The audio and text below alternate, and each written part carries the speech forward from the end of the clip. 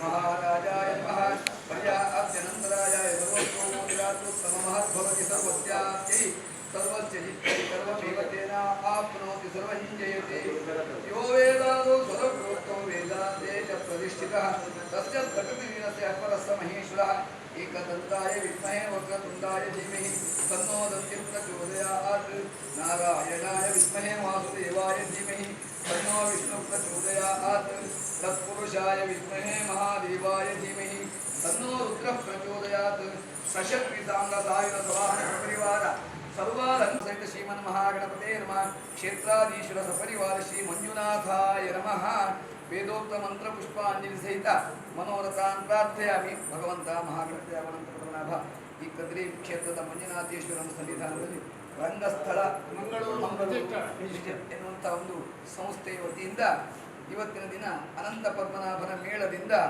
ಬೆಳಕಿನ ಸೇವೆ ಅಂದರೆ ಯಕ್ಷಗಾನ ಸೇವೆ ಬಯಲಾಟ ರೂಪದಲ್ಲಿ ನೆರವೇರಿಸ್ತಾ ಇದೆ.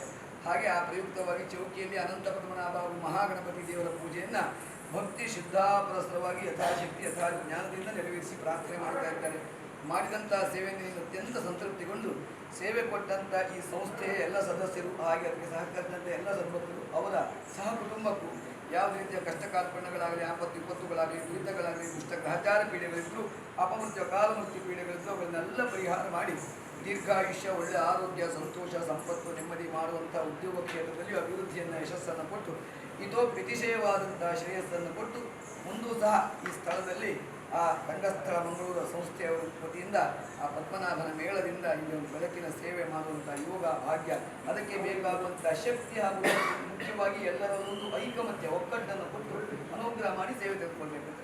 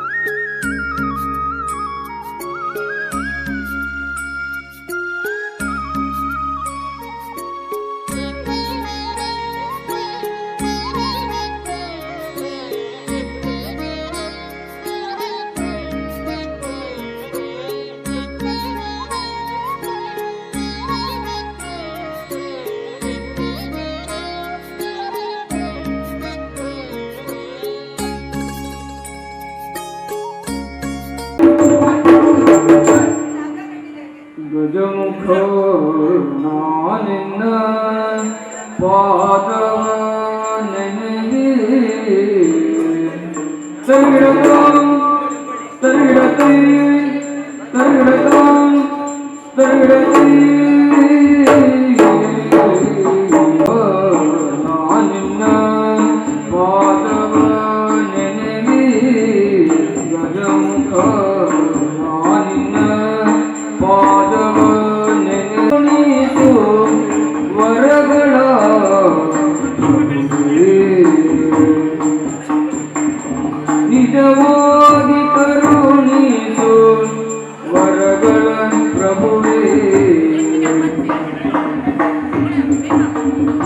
ಮೂಷಿಕ ವಾಹನ ಮೋದಕ ಹಸ್ತ ಮೂಷಿಕ ವಾಹನ ಮೋದಕ ಹಸ್ತ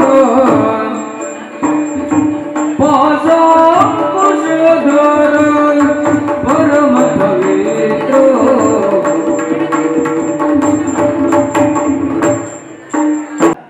11ನೇ ವರ್ಷದ ಕಾರ್ಯಕ್ರಮ.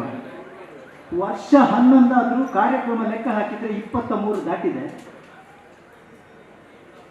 ಅದ್ದೂರಿ ಕಾರ್ಯಕ್ರಮ ಟೌನ್ ಹಾಲ್ನಲ್ಲಿ ಸಮುದ್ರ ಮಥನ ತೆಂಕು ಬಡಗು ಇದು ನಮ್ಮ ಪ್ರಧಾನ ಕಾರ್ಯಕ್ರಮ. ದ್ವಿತೀಯ ವರ್ಷ ವಿಮರ್ಶಕರು ಸಂಪೂರ್ಣ ರಾಮಾಯಣ ಮಹಾಭಾರತ ಪುರಾಣದ ಕಥೆಗಳನ್ನು ತಿಳಿದವರು. ಅದೇ ರೀತಿ ಅವರಿಗೆ ಜೊತೆಯಾಗಿ ದಿನೇಶ್ ಪೈ ನೋಡಿ, SL ನಾಯಕರು ರಂಗಸ್ಥಳವನ್ನು ಸ್ಥಾಪಿಸಿದವರು. ಅಧ್ಯಕ್ಷರಾಗಿ ಅಂತ ಹೇಳುವುದು ನಾನು ಸಾಮಾನ್ಯ ಸದಸ್ಯನಾದರೆ ಮಾತ್ರ ಇರ್ತೇನೆ, ಹಾಗಾದರೆ ಅಧ್ಯಕ್ಷರು ಬೇಕಲ್ಲ. ದಿನೇಶ್ ಪೈ ಅವರು ಸಮರ್ಥ ಅಧ್ಯಕ್ಷರಾಗಿ ರಂಗಸ್ಥಳವನ್ನು ಕಳೆದ 11 ವರ್ಷಗಳಿಂದ ಮುಂದುವರಿಸ್ತಾ ಇದ್ದಾರೆ. ಈ ರಂಗಸ್ಥಳಕ್ಕೂ ನಾನು ಸದಾಶಿವ ನೆಲ್ಲಿಮರಿ ಏನು ಸಂಬಂಧ? SL ನಾಯಕರು ನನ್ನ ಲೆಕ್ಕ ಪರಿಶೋಧಕರು. ನನ್ನ ಯಕ್ಷಗಾನದ ಒಂದು ಹವ್ಯಾಸವನ್ನು ಬಳಸಿ ಸಣ್ಣ ಮಟ್ಟಿನ ತಾಳಮದ್ದಲೆ ಅರ್ಥದ್ದಾರೆ ಅಷ್ಟೇ. ಕಳೆದ 35 ವರ್ಷದಿಂದ ಮೂಡುಬಿದಿರೆಯಲ್ಲಿ ಸಂಘಟಕ. ಈಗ ನನ್ನ ಸಂಯೋಜನೆಯನ್ನು ಗುರುತಿಸಿ ನಮ್ಮ ಸಂಘಕ್ಕೆ ನೀವೇ ಬೇಕು ಅಂತ SL ನಾಯಕರು. ಹಾಗಾಗಿ ಅವರೊಂದಿಗೆ ಕಳೆದ 11 ವರ್ಷಗಳಿಂದಲೂ ನಾನು ಅವರ ಜೊತೆಗೆ ಕೆನರಾ ಬ್ಯಾಂಕಿನ ನಿವೃತ್ತರಾದಂಥ AS ಭಟ್ರು ಇದ್ದಾರೆ. ಮಹಾನ್ ಕಲಾ ಅಭಿಮಾನಿ, ಕಲಾ ಪೋಷಕ. ಅವರು ನಮ್ಮ ಸಂಘದ ಸದಸ್ಯರು. ಮತ್ತೊಬ್ಬರು ಕೇಶವ ಭಟ್ ಅಂತ ಉತ್ತರ ಕನ್ನಡದವರಿದ್ದರು. ಅವರು ಮಂಗಳೂರಿಂದ ಅಲ್ಲಿಗೆ ಹೋಗೋದ್ರಿಂದ ಈಗ ಅವರು ನಮ್ಮೊಂದಿಗಿಲ್ಲ. ಮತ್ತೊಬ್ಬರು ವಿಠೋಬ ಭಂಡಾರ್ಕಾರ ಇಂದು ಅನಿವಾರ್ಯವಾಗಿ ಬೆಂಗಳೂರಿಗೆ ಹೋಗಿದ್ದಾರೆ. ಇದು ನಮ್ಮ ಸಂಘದ ಸಾಂಸ್ಥಿಕವಾದ ಹಿನ್ನೆಲೆ. 11ನೇ ವರ್ಷದ ಕಾರ್ಯಕ್ರಮ, ಸಭಾ ಕಾರ್ಯಕ್ರಮ ಇಲ್ಲ, ಕೇವಲ ದೀಪ ಬೆಳಗುವಿಕೆ ಮಾತ್ರ. ಕರೀತೇನೆ ಕಲಾವಿದರಿಗೆ, ಎದುರು ಬರ್ತಾರೆ. ದೀಪ ಬೆಳಗಲಿಕ್ಕೆ VL ನಾಯಕ್, SL ನಾಯಕ್ ಕುಟುಂಬದ ಹಿರಿಯರು VL ನಾಯಕ್ರವರು ವೇದಿಕೆಗೆ ಬರಬೇಕು. ಜೊತೆಗೆ ಸುಮತಿ ಯು ನಾಯಕ್ ಅವರು ಕೂಡ ವೇದಿಕೆಗೆ ದೀಪ ಬೆಳಗಲಿಕ್ಕೆ ಬರಬೇಕು. ಶಿವಶಂಕರ್ ನಾಯಕ್ರವರು, ಅವರ ಜೊತೆ ಉತ್ಸಾಹಿ ತರುಣ ವಿದ್ಯಾರ್ಥಿಗಳು ದಿನೇಶ್ ಪೈ ಅವರು. ನಮ್ಮ ಸಂಘದ ಬೆನ್ನೆಲುಬು SL ನಾಯಕ್ರವರು, ದಿನೇಶ್ ಪೈ ಅವರು ಬಂದರು ನೋಡಿ ಇವರೇ. ಇನ್ನೊಬ್ಬರು ನಮ್ಮ ಸಂಘದ ಹಿರಿಯ ಸದಸ್ಯರು, ನಿವೃತ್ತ ಬ್ಯಾಂಕ್ ಉದ್ಯೋಗಿಗಳು AS ಭಟ್. ಜೊತೆಗೆ ನಾಯಕ್ ಕುಟುಂಬದ ಹಿರಿಯರಾದಂತಹ VL ನಾಯಕ್ರವರು ವೇದಿಕೆಗೆ ಬರ್ತಾ ಇದ್ದಾರೆ. AS ಭಟ್ರವರು ಬಂದಿದ್ದಾರೆ, ಇಲ್ಲೇ ಇದ್ದಾರೆ. ಹಾಗಾಗಿ ಸಮಾನ ಮನಸ್ಕ 5 ಜನರಿಂದ ಒಡಗೂಡಿದ, ಪ್ರಾರಂಭದಲ್ಲಿ 6 ಈಗ 5 ಒಡಗೂಡಿದಂತಹ ನಮ್ಮ ರಂಗಸ್ಥಳ ರಿಜಿಸ್ಟರ್ಡ್ ಮಂಗಳೂರು ಇದರ 11ನೇ ವರ್ಷದ ಕಾರ್ಯಕ್ರಮ. ಇವರ ಪ್ರಧಾನ ಉದ್ದೇಶ ಬಡಗಿನ ನಾಟ್ಯ ಮತ್ತು ಪದ್ಯವನ್ನು ತೆಂಕಣದ ನೆಲದಲ್ಲಿ ನೀವೆಲ್ಲ ಕಾಣಬೇಕು ಅಂತ ಇವರ ಉದ್ದೇಶ. ಜೊತೆಗೆ ಬಡಗಿನ ಮೇಳದ ಜೊತೆಯಲ್ಲಿ ತೆಂಕಣದ ಕಲಾವಿದರನ್ನು ಹಾಕಿ ಇದೇ ಕದ್ರಿ ರಾಜಾಂಗಣದಲ್ಲಿ ಜಬ್ಬರ್ ಸಮೂರ್ ಅವರ ಅಮೋಘ ಸಂಜಯ, ಅದೇ ರೀತಿ ತೆಂಕಿನ ಹಲವಾರು ಕಲಾವಿದರನ್ನು ಒಳಗೂಡಿದ ಕೂಡಾಟವನ್ನು ಆಡಿಸಿದಂತಹ ಕೀರ್ತಿ ಈ ನಮ್ಮ ರಂಗಸ್ಥಳಕ್ಕೆ. ಜೊತೆಗೆ ಮಳೆಗಾಲದಲ್ಲಿ ತೆಂಕಿನ ಹಿಮ್ಮೇಳ ಮತ್ತು ತಾಳಮದ್ದಳೆ ಬ್ರಹ್ಮಾವರದಲ್ಲಿ, ಸಾಸ್ತಾನದಲ್ಲಿ SL ನಾಯಕ್ರವರ ಊರು, ಅವರ ಕಾರ್ಯಕ್ಷೇತ್ರ ಮೂಡುಬಿದಿರೆಯಲ್ಲಿ, ಮಂಗಳೂರಿನ ಇದೇ ಸ್ಥಳದಲ್ಲಿ ಹಲವಾರು ತಾಳಮದ್ದಳೆಗಳನ್ನು ಇಲ್ಲಿ ನೀಡಿದೆ.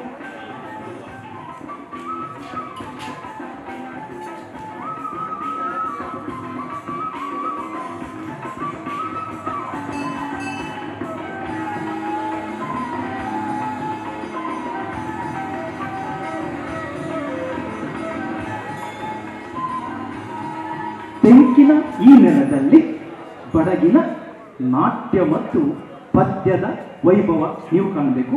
ಜೊತೆಗೆ ತೆಂಕಿನ ಅಬ್ಬರದ ಚಂಡೆ ಹಿಮ್ಮೇಳ. ಮುಂದಿನ ದಿನಗಳಲ್ಲಿ ಇನ್ನೊಂದು ವಿಚಾರ ಹೇಳ್ತೇನೆ, ಈ ವರ್ಷ ನಾವು ಇದೇ ರಂಗಸ್ಥಳದಲ್ಲಿ ತೆಂಕಿನ ಪ್ರಯತ್ನ ಪಟ್ಟರು ನಮಗೆ ಹನುಮಗಿರಿ ಮೇಳದವರಿಂದ ಇದು ಸಿಗಲಿಲ್ಲ, ಏನು ದಿನ ಸಿಗಲಿಲ್ಲ. ಮುಂದಿನ ದಿನಗಳಲ್ಲಿ ನಮ್ಮ ಇದೇ ಸಂಘದಿಂದ ನೀವುಗಳು ಕೂಟಾಟವನ್ನು ಕಾಣುವಿರಿ.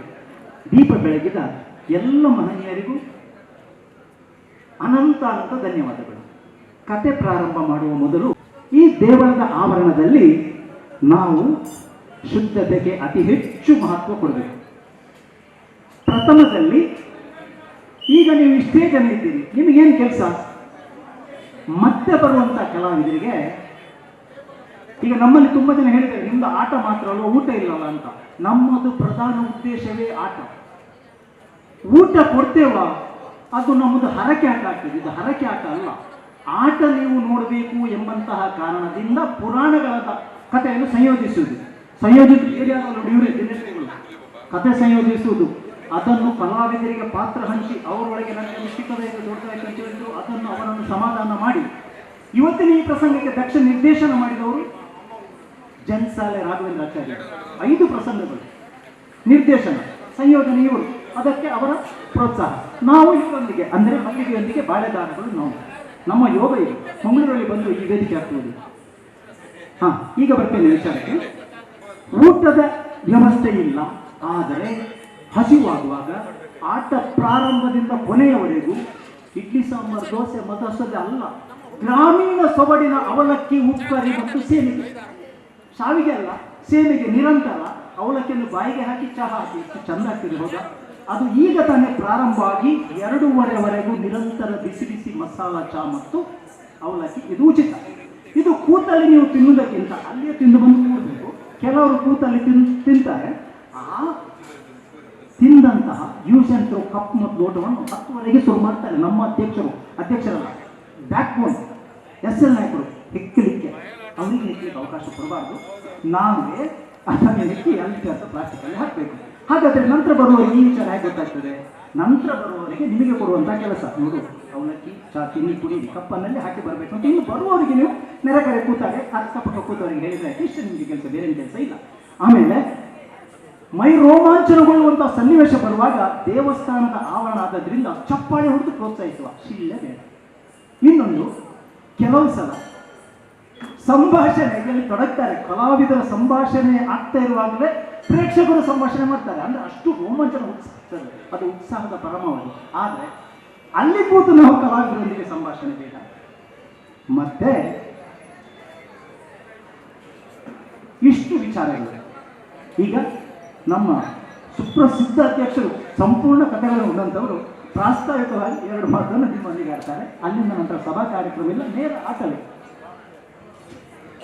ಹಲೋ, ಎಲ್ಲ ಕಲಾಭಿಮಾನಿಗಳು ಸಂತೋಷವಾಗಿ ಕೂತು ಆಟ ನೋಡಬೇಕಂತ ಪ್ರಾರ್ಥಿಸ್ತಾ ಇದ್ದೇನೆ. ಚೆನ್ನಾಗಿದೆ ಇದು. 2 ತಿಂಗಳಿನಿಂದ ನಾವು ಇದನ್ನು ಪ್ರಚಂಡ ಲಂಕೇಶ್ವರ ಅಂತ ಒಂದು ಪ್ರಸಂಗವನ್ನು ಮಾಡಬೇಕಂತ ಆಲೋಚನೆ ಮಾಡಿ ಪ್ರತಿಯೊಂದು ವಿಚಾರದಲ್ಲಿ ಸೂಕ್ಷ್ಮತೆಯನ್ನು ಗಮನಿಸಿ ಎಲ್ಲ ಕಲಾವಿದರಿಗೂ ಅವರವರ ಪಾತ್ರವನ್ನು ಹಂಚಿಕೊಟ್ಟಿದ್ದೇವೆ. ಜನ್ಸಾಲೆ ರಾಘವೇಂದ್ರ ಆಚಾರ್ಯ ಅವರು ಸಮರ್ಥ ನಿರ್ದೇಶನ ಮಾಡಿದ್ದಾರೆ, ಕರುಣಾಕರ್ ಶೆಟ್ಟರವರ ಸಮರ್ಥ ಮೇಳವಾದ ಯಜಮಾನಿಕೆಯಲ್ಲಿ. ಆದ್ದರಿಂದ ಕಥೆ ತುಂಬ ಚೆನ್ನಾಗಿದೆ. ಕೊನೆಯವರೆಗೂ ತಾವು ಕೂತು ಸಂತೋಷದಿಂದ ಕೂತು ಕಲೆಯನ್ನು ಆಸ್ವಾದಿಸಬೇಕಂತ ವಿನಂತಿಸಿದ್ದೇನೆ. ಯಕ್ಷಗಾನ ಹೇಳಿ ನಾನು ಹೇಳಿದೆಲ್ಲ, ರಂಗಸ್ಥಳದ ವರ್ಷ ಮಾತ್ರ 11 ಕಾರ್ಯಕ್ರಮ 22 ಆಗಿದೆ ಅಂತ. ನಾಡಿದ್ದು ತಾರೀಕು 22 ನಾಡಿದ್ದು. ರಂಗಸ್ಥಳ ಪ್ರಧಾನ ಸಹಭಾಗಿತ್ವದಲ್ಲಿ ಎಲ್ಲಿ ಗೊತ್ತುಂಟಾ? ಭಗವತಿ ದೇವಸ್ಥಾನ, ಇಲ್ಲಿ ಕುದ್ರೋಳಿ ಭಗವತಿ ದೇವಸ್ಥಾನದಲ್ಲಿ ಮೆಕ್ಕೆಕಟ್ಟು ಮೇಳದವರಿಂದ ಮತ್ತು ಅತಿಥಿ ಕಲಾವಿದರಿಂದ ದ್ರೌಪದಿ ಪ್ರತಾಪ, ವಿದ್ಯುಜ್ಜುಹ ಪ್ರಧಾನ ಪೋಷಕತ್ವ ನಮ್ಮ ರಂಗಸ್ಥಳ. ಇಲ್ಲಿ 22 ತಾರೀಕಿನ 7 ದಿವಸದಲ್ಲಿ ಮೆಕ್ಕೆಕಟ್ಟು ಮೇಳದವರಿಂದ. ಅದಕ್ಕೂ ತಾವು ಬರಬೇಕು. ಮಧ್ಯಾಹ್ನ 3:30ಯಿಂದ ಎಲ್ಲರಿಗೂ ನಮಸ್ಕಾರಗಳು. ನಿಧಾನವಾಗಿ ಫಲಾಹಾರ ಸೇವಿಸುತ್ತಾ ಈಗ ತಾನೇ ಪ್ರಾರಂಭ ಆಗ್ತದೆ. ಸಂಪೂರ್ಣ ಆಟ ಆಗುವವರೆಗೆ ತಾವುಗಳು ಉಪಸ್ಥಿತಿ ಬೇಕು. ಇಂದಿನ ಪ್ರಸಂಗಗಳು ರಾವಣನ ಸಮಗ್ರ ಕಥಾನಕ. ಪ್ರಥಮದಲ್ಲಿ ರಾವಣ ಜನನ, ವಿಶ್ರಾವಸು ಕೈಕಸೆ ಪ್ರಥಮದಲ್ಲಿ. ನಂತರದಲ್ಲಿ ಭೂಕೈಲಾಸ, ಆನಂತರದಲ್ಲಿ ಕಾರ್ತವೀರ್ಯ ರಾವಣ ದಿಗ್ವಿಜಯ, ಆನಂತರದಲ್ಲಿ ಶೃಂಗಾರ ರಾವಣ ಸುಂದರ ರಾವಣ, ನಂತರ ರಾವಣ ವಧೆ. 5 ರಾವಣನ ಕಥೆಗಳನ್ನು ಒಳಗೊಂಡಂತಹ ಕಥೆಯೇ ಪ್ರಚಂಡ ಲಂಕೇಶ್ವರ. ವೇದಿಕೆ ಕಲಾವಿದರಿಗೆ ನಮಸ್ಕಾರ.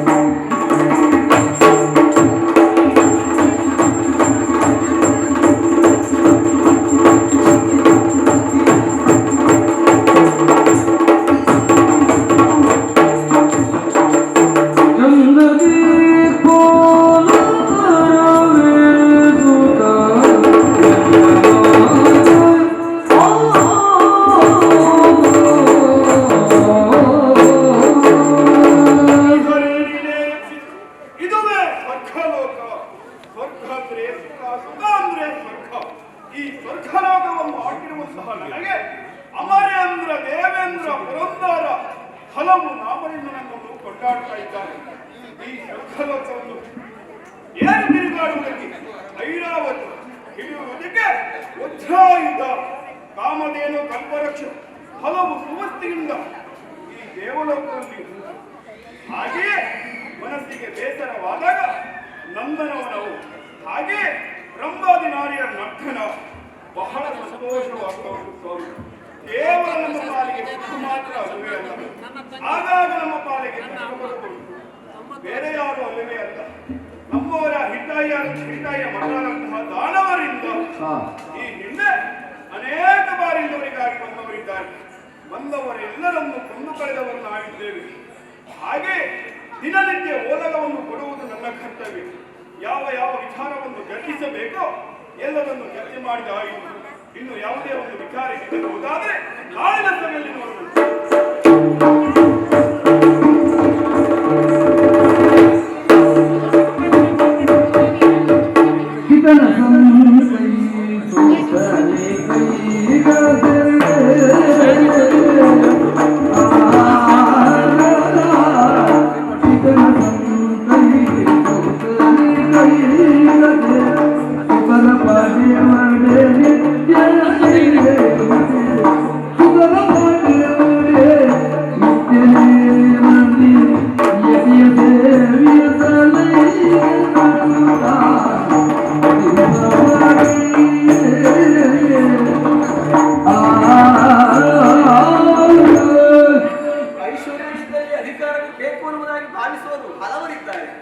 ಸಂಪದ್ಭರಿತವಾದಂತಹ ನಾಡುವಂತಹದನ್ನು ಆಳ್ಬೇಕಿರುವಂತಹ ಇಚ್ಛೆ ಯಾರಿಗಿರುವುದಿಲ್ಲ. ಹಾಗೆ ನಮ್ಮವರ ದೃಷ್ಟಿ ಹೋದದ್ದು ಲಂಕೆಯ ಕುರಿತಾಗಿ. ಕನಕ ಲಂಕೆಯದು ಯಾರು ಮಾಡಿದ್ದಲ್ಲ, ಹಾಗೆ ವಿಶೇಷತೆ ಅಲ್ಲಿ ಉಂಟು. ಅದು ಅಧಿಕಾರವನ್ನು ವಶಪಡಿಸಿಕೊಳ್ಬೇಕೆನ್ನುವ ಕಾರಣಕ್ಕಾಗಿ ಅಲ್ವಾ. ನನ್ನಪ್ಪ ಪಾತಾಳದಲ್ಲಿ ಸಹಿತವಾಗಿ ಅದನ್ನೇ ಯೋಚಿಸ್ತಾ ಇದ್ದಾನೆ. ನನ್ನಪ್ಪ ಸುಮಾರಿನ ಕರೆದಾಡುವಂತಹ ಮಾತು, ವಿಶ್ವಾಸ ಮತ್ತು ಇದೆಯಿಂದ ಹುಟ್ಟಿರುವಂತಹ ವೈಶ್ರವಣ ನಾಮಕ ಕುಬೇರ ಅಧಿಕಾರವನ್ನು ಪಡೆದಿದ್ದಾರೆ ಲಂಕೆಯಲ್ಲಿ. ಅದನ್ನು ನಾವು ವಶಪಡಿಸಿಕೊಳ್ಳಬೇಕು ಅಂತಾದ್ರೆ ಆ ವಿಶ್ವಾಸದ ಸಂತಾನವೇ ಆಗಬೇಕು ಮಗಳೇ. ನೀನು ಆಕೃತಾಗಿ ಪ್ರಯತ್ನಿಸಬೇಕು. ವಿಶ್ವಾಸವನ್ನು ಒಲಿಸಿಕೊಳ್ಳುವುದರ ಮೂಲಕವಾಗಿ ಉತ್ತಮ ಸಂತಾನವನ್ನು ಪಡೆದ ನೀನು ಅಂತಾದ್ರೆ ಲಂಕೆಯ ಅಧಿಕಾರವನ್ನು ನಾವು ಮತ್ತೆ ಪಡೆಯಬಹುದೇನೋ. ಯಾಕಂದ್ರೆ ಅವನು ಅನುಭವಿಸಿದವರು.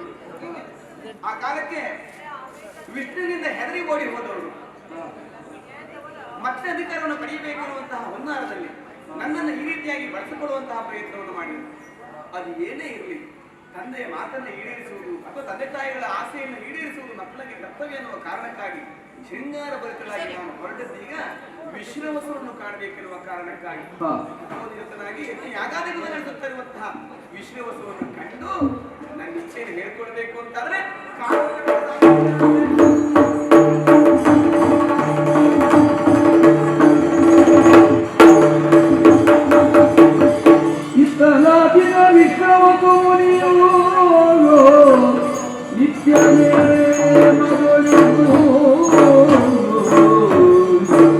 ಸಂಜೆಯ ಹೊತ್ತಿನಲ್ಲಿ ಪ್ರಜ್ವಲಿಸುತ್ತ ಅಗ್ನಿಯನ್ನು ಅರ್ಪಿಸುತ್ತಿರೇ.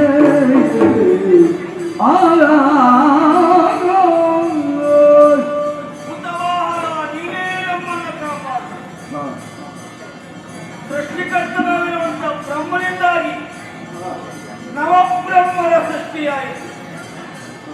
ಆ ನವಬ್ರಹ್ಮನಲ್ಲಿ ನಮ್ಮ ತಂದೆಯೂ ಒಬ್ಬತಾನೆ.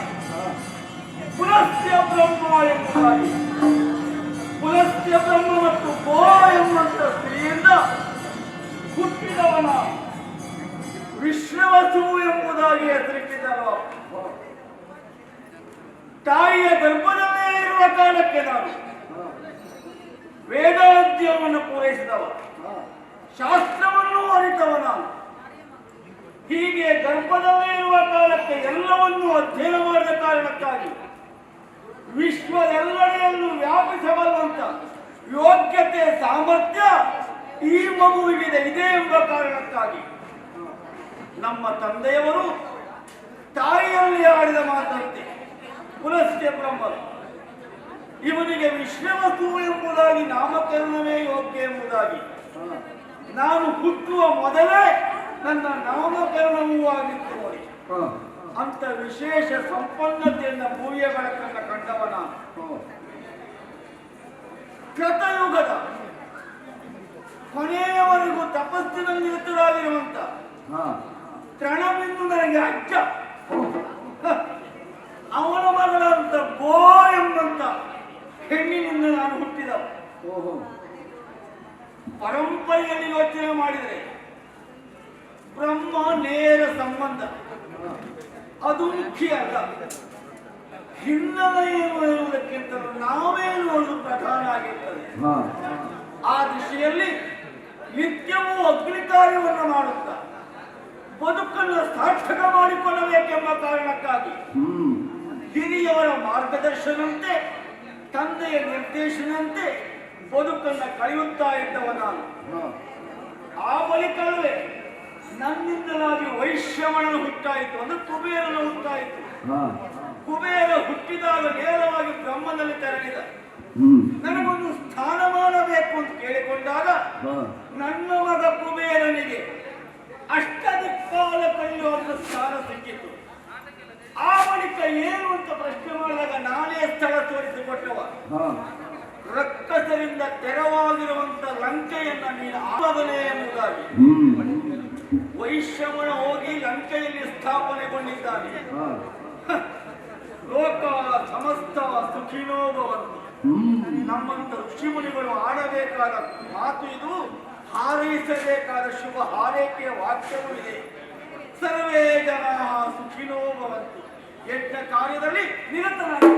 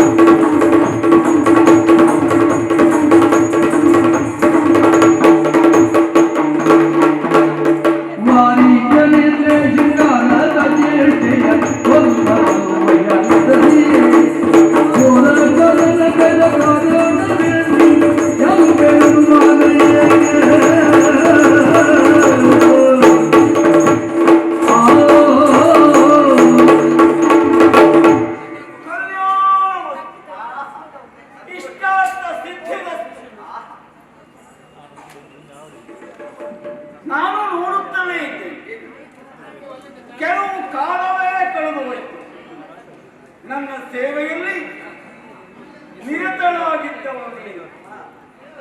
ಯಾರೋ ಏನು, ಎಲ್ಲಿಂದ ಬಂದವಳೋ ಏನು, ನಾನು ಪ್ರಶ್ನೆ ಮಾಡಲಿಲ್ಲ. ಕಾರಣ ಏನು? ಹಾಗೆ ಬಂದುವವರ ಹೋಗುವವರ ಸಂಖ್ಯೆ ತುಂಬ ಇರ್ತದೆ. ಅವರವರ ಇಷ್ಟಾರ್ಥವನ್ನು ಕೈಗೂಡಿಸಿಕೊಂಡು ಆ ಬಳಿಕ ಹೋಗುವವರು ಮತ್ತೊಂದು ವರ್ಗ. ಆದರೆ ನೀನು ಹಾಗಲ್ಲ, ಹೋಗುವ ಲಕ್ಷಣವೇ ಇಲ್ಲ. ವರ್ಷ ಕಳೆದರೂ ಮತ್ತು ಸೇವೆಯಲ್ಲೇ ನಿರತರಾಗಿದ್ದೀರಿ. ಕೈ ತೆರೆದು ನೋಡಿದರೆ ಶೃಂಗಾರ ಚೇಷ್ಟೆಗಳೂ ಉಂಟು. ವಾರಿಜ ನೇತ್ರೆ ಅಡಿಯಿಂದ ಮುಡಿವರೆಗೂ ದೋಷವೆನಿತು ಎಳ್ಳಿನಿದ್ದೂ ಇಲ್ಲ. ಸೌಂದರ್ಯದ ಖನಿಯಾಗಿರುವಂತ ನೀನು ಈ ಘೋರವಾದ ಕಾಂತಾರವನ್ನು ಸೇರಿ ಈ ವಿಶ್ವವಸುವಿನ ಸೇವೆಗೆ ನಿರತರಾಗಿದೆಯಲ್ಲ. ಫಲ ಇಲ್ಲದೆ ಯಾರೂ ಕೆಲಸ ಮಾಡುವುದಿಲ್ಲ. ಹಾಗಾದ್ರೆ ಏನನ್ನಾದರೂ ಬಯಸಿ ಬಂದೆಯೋ ಹೇಗೆ? ಅಥವಾ ಯಾರೋ ಏನನ್ನ ಹೇಳಿ ಕಳಿಸ್ಕೊಟ್ರು ಹೇಗೆ? ಮತ್ತೆ ಜೊತೆಯಲ್ಲಿ ನನ್ನಿಂದ ಏನಾಗದೆ ಬಂದವಳು ನೀನು ಯಾರು? ಹೇಳು, ಏನಾಗಬೇಕು ಹೇಳು, ನೀನು ನಾ ಈಡೇರಿಸಿಕೊಡ್ತೇನೆ. ಯಾರು? ಪರಮತಾಪದ ಕೀಳು ಎನ್ನಿಚ್ಛೆ ನಿನಗೆ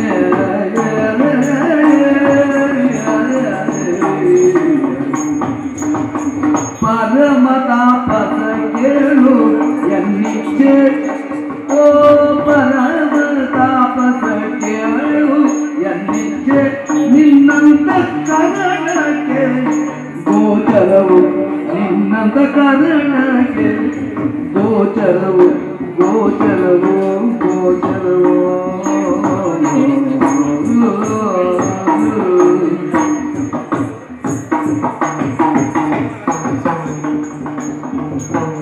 ಪುರುಷರೇ ದುರು ಸ್ತ್ರೀಯರ್ ಎಂತಾದರಿರುವರೆ, ಪುರುಷರೇ ದುರು ಸ್ತ್ರೀಯರೆಂತಾದರಿರುವರೆ. ಮುರಳಿ ನಾಚಿಕೆ ಬಿಡದು ಎನಗೆ, ಮರಳಿ ನಾಚಿಕೆ ಬಿಡದು.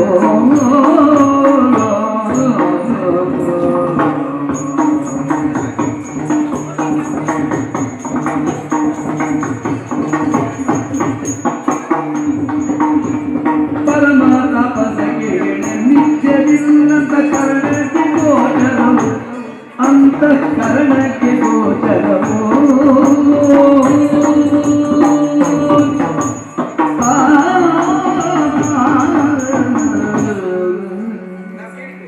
ಏನು ತಪಸ್ವಿಗಳಿಗೆ ವಿಶೇಷವಾದಂತಹ ದೃಷ್ಟಿ ಇರ್ತದೆ. ಅದರ ಮೂಲಕವಾಗಿ ಪ್ರಪಂಚದ ಯಾವೆಲ್ಲ ಹೆಸರಿಕೆಯನ್ನು ಅರ್ಥರಿಸಿಕೊಳ್ಳುವಂತಹ ಸಾಮರ್ಥ್ಯವಿರುತ್ತದೆ. ಕಾಲಜ್ಞಾನಿಗಳು ನಾವು. ಕೆಲವರು ತ್ರಿಕಾಲಜ್ಞಾನಿಗಳು, ನೀವು ಕಾಲಜ್ಞಾನಿಗಳು, ಅನುಮಾನವೇ ಇಲ್ಲ. ನಿಮ್ಮನ್ನು ಸೇವಿಸುವುದಕ್ಕಾಗಿ ಇಲ್ಲಿವರೆಗೆ ಬಂದಿದ್ದೀರ. ಯಾವುದೋ ಒಂದು ಇಚ್ಛೆ ಇದ್ದರೆ, ಬಯಕೆಯಿಂದಲೇ ಬಂದಿದ್ದೇನೆ ಎನ್ನುವುದಕ್ಕೆ ಅನುಮಾನವೇ ಇಲ್ಲ. ಸ್ವಾರ್ಥ ಇಲ್ಲದೆ ಕಾರ್ಯವೇ ಇಲ್ಲ. ನಿಸ್ವಾರ್ಥಿಯಾಗಿ ಲೋಕಕ್ಷೇಮವನ್ನು ಬಯಸ್ತೇನೆ ಎನ್ನುವವನಿಗೂ ಸಹಿತವಾಗಿ ಒಂದು ರೀತಿಯ ಸ್ವಾರ್ಥ ಇದ್ದಿರುತ್ತದೆ. ಹೌದು, ನಾವು ತಪಸ್ಸುಗಳಿಗೂ ಸ್ವಾರ್ಥ ಉಂಟು. ಹಾಗಾಗಿ ಕೈ ಒಳ್ಳೆದ ಸ್ವಾರ್ಥ ನಮಗೆ ಅಲ್ಲದೆ, ಹಾಗಾಗಿ ನಾನು ಸ್ವಾರ್ಥದಿಂದಲೇ ಈ ಸೇವೆಯನ್ನು ಮಾಡ್ತಾ ಇದ್ದೇನೆ, ಅನುಮಾನವೇ ಇಲ್ಲ. ಯಾರು ಹಾಗಂತ ಹಾಗೆ ಪಡೆಯಬಾರದು, ಸೇವಿಸುವುದರ ಮೂಲಕವಾಗಿ ಹೋಲಿಸಿಕೊಂಡು ಪಡೆಯಬೇಕಿರುವಂತಹ ಆಸೆ. ಪಡೆಯುವಲ್ಲಿಯೂ ಧನ್ಯತೆ ಬೇಕು. ಹೌದು, ನನ್ನ ಹೆಸರು ಕೈಕಸೆ. ಕೈಕಸೆ. ಹೌದು, ನಾವು ನಮ್ಮ ವ್ಯಕ್ತಿತ್ವವನ್ನು ಕಳ್ಕೊಂಡ್ರೆ ಕೈ ಕಸ ಅಲ್ಲ, ಕೆಲವು ಕಾಲ್ಕಸವೂ ಆಗ್ಬಿಡ್ತೇವೆ. ನಮ್ಮ ವ್ಯಕ್ತಿತ್ವವನ್ನು ಉಳಿಸಿಕೊಂಡಾಗ ಮಾತ್ರ ಇಲ್ಲಿ ಬಂದಾಗ ಒಮ್ಮೆ ಹೊರಗಡೆ ಎಲ್ಲೋ ಕಾಲ್ಕಸವಾಗಿ ಇಲ್ಲಿ ಬಂದರೂ ಕೈ ಕಸವೇ ಆಗ್ತದೆ. ಅದಲ್ಲ, ನನ್ನ ಹೆಸರೇ ಕೈಕಸೆ. ಕಸ ಹಾಗೆ ಮಾತಾಡಿದ್ದು ಬಂದವಳು ಬಲ ಊರ್ಧ್ವ ಮುಖದ ಯೋಚನೆ ಉಂಟು ಅಂತ ಇತ್ತು. ಯಾಕೆಂದ್ರೆ ಕೆಳಗಿನಿಂದ ಮೇಲೆ ಅದು ಸ್ವಾಗತ ಅಲ್ಲ, ಮೇಲಿಂದ ಕೆಳಗೆ ಆಗ್ಬಾರ್ದು. ಹಾಗಂತ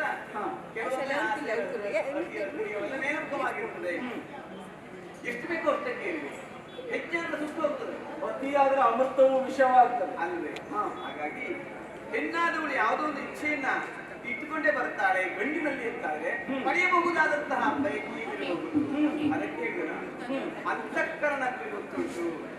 ಇಲ್ಲಿಯವರೆಗೆ ಸೇವಿಸಿರುವಂತಹ ನನ್ನ ಈ ಸೇವೆಯನ್ನ ಕಂಡು ಮನಸ್ಸೋತು ಮೆಚ್ಚಿ ಕಣ್ತೆರೆದು ನನ್ನ ಕುರಿತಾಗಿ ಮಾತಾಡುವುದಕ್ಕೆ ಪ್ರಾರಂಭಿಸಿದ ಇವರಿಗೆ ನನ್ನ ಇಚ್ಛೆ ಏನು ಎನ್ನುವುದು ಅರ್ಥವಾಗಿರಬೇಕು. ಹೇಳಿ ತೋರಿಸಿ ಗಂಡಿನ ನಾಚಿಕೆಯ ಬೇಗ ಬಹಳ ಕಡಿಮೆ. ಹೆಣ್ಣು ಆ ನಾಚಿಕೆಯ ಬೇಗ ದಾಟುವುದಿಲ್ಲ. ದಾಟಿದ್ರೆ ಒಮ್ಮೆ ದಾಟಿದ್ರೆ ಮತ್ತೆ ಹಿಂದಿರು ಬರ್ಲಿಕ್ಕೆ ಆಗುದಿಲ್ಲ. ಗಂಡನ ಆಗಾಗ ಬೇರೆ ಹಾಕ್ತಾ ಇರ್ತಾನೆ ನಾಚಿಕೆ. ಒಳಗೂ ಬರ್ತಾನೆ. ಹಾಗಾಗಿ ಹೇಳುವುದಕ್ಕೆ ನಾಚಿಕೆ. ಹಾಗಾಗಿ ನನ್ನ ಬಯಕೆಯನ್ನು ಅಂತರಿಸಿಕೊಂಡು ಈಡೇರಿಸಬೇಕು. எனக்கு மூலி பமானி நாதி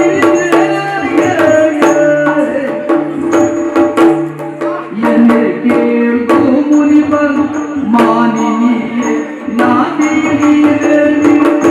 இன்னிக்கிಲ್ಲಿ ಬಂದುದನು ನೀನು ಇನ್ನಿಕ್ಕಿಲ್ಲಿ ಬಂದುದನು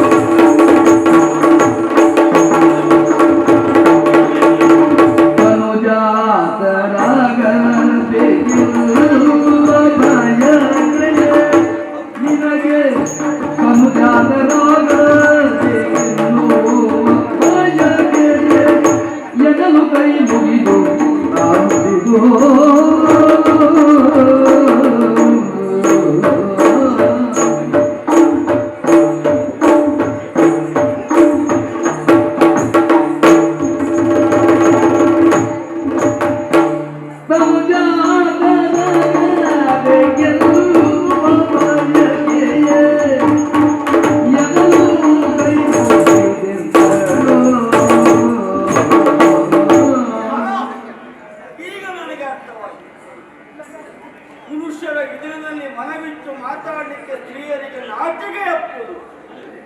ಹೌದು, ಯಾವ ವಿಷಯಕ್ಕೆ ನಾಚಿಕೆ ಬೇಕು, ಯಾವ ವಿಷಯದಲ್ಲಿ ಸಂಕೋಚ ಬೇಕು, ಯಾವ ವಿಷಯದಲ್ಲಿ ಮನವಿಟ್ಟು ಮಾತಾಡಬೇಕು, ಅದರ ಅರಿವು ಹೆಣ್ಣಿಗೆ ಇರಬೇಕು. ಹೆಣ್ಣಿಗೆ ಅರಿವುಂಟು ಅಂತಾದ್ರೆ ಅಲ್ಲಿ ಸೂಕ್ಷ್ಮತೆ ನಾಶ ಅಲ್ವಾ? ಹಾಗಿದ್ರೆ ಈಗ ನಿನ್ನ ಮನದ ಇಚ್ಛೆ ಏನೆಂಬುದಾಗಿ ಚೆನ್ನಾಗಿ ನಾನು ಅರ್ಥ ಮಾಡಿಕೊಂಡೆ. ನೀನು ಬರುವುದೇ ಕಾರಣ. ನಿನಗೆ ಮಕ್ಕಳು ಬೇಕು ಅಂತಲ್ಲ, ಸಂತಾನಾಪೇಕ್ಷೆಯಾಗಿ ಬಂದದ್ದು. ಹಾಗೆ ಮಕ್ಕಳೇ ಬೇಕು ಅಂತಾದ್ರೆ ಅನುಗ್ರಹಿಸುವುದಕ್ಕೆ ಸದಾ ನಾವು ಸಿದ್ಧತೆ ಇದ್ದೇವೆ. ಯಾಕೆಂದ್ರೆ ಮೊದಲೇ ನಾನು ಆಡಿದ ಮಾತು ಇಷ್ಟಾರ್ಥ ಸಿದ್ಧಿರಸ್ತು ಅಂತ ಹೇಳಿದ್ದೇನೆ. ಆಶೀರ್ವಾದ ಸುಳ್ಳಾಗುತ್ತದೆ. ನನ್ನ ಮಾತನ್ನು ನಾನು ಸುಳ್ಳು ಮಾಡಬಾರದು. ಕಲ್ಯಾಣ ವಸ್ತು ಅಂತ ಹೇಳಿದ್ದೇನೆ. ಮೇಲ್ನೋಟಕ್ಕೂ ಮದುವೆ ಒಂದೇ ಆಗ್ಬೋದು. ಕಲ್ಯಾಣ ಎನ್ನುವುದು ಬದುಕಿನ ಉದ್ಧಾರ, ಉತ್ಕರ್ಷ. ಹಾಗಾದ್ರೆ ಉದ್ಧಾರವು ಉತ್ಕರ್ಷವಾಗಬೇಕು ಅಂದ್ರೆ ಇದು ಕಲ್ಯಾಣವಾಗಿ ಸೇರ್ತದೆ ತಾನೆ. ಸರಿ, ಪ್ರಶ್ನೆ ಮತ್ತೇನಲ್ಲ. ಮಕ್ಕಳನ್ನ ಪಡೆಯುವಲ್ಲಿ ಹಲವು ವಿಧ ಉಂಟು. ಪಿಂಡೋದ್ಭವರಿದ್ದಾರೆ, ವರದಿಂದ ಹುಟ್ಟುವರಿದ್ದಾರೆ, ಫಲದಿಂದ ಹುಟ್ಟುವರಿದ್ದಾರೆ. ಹಾಗಾದ್ರೆ ನಿಮಗೆ ಯಾವ ಮಗು ಬೇಕು?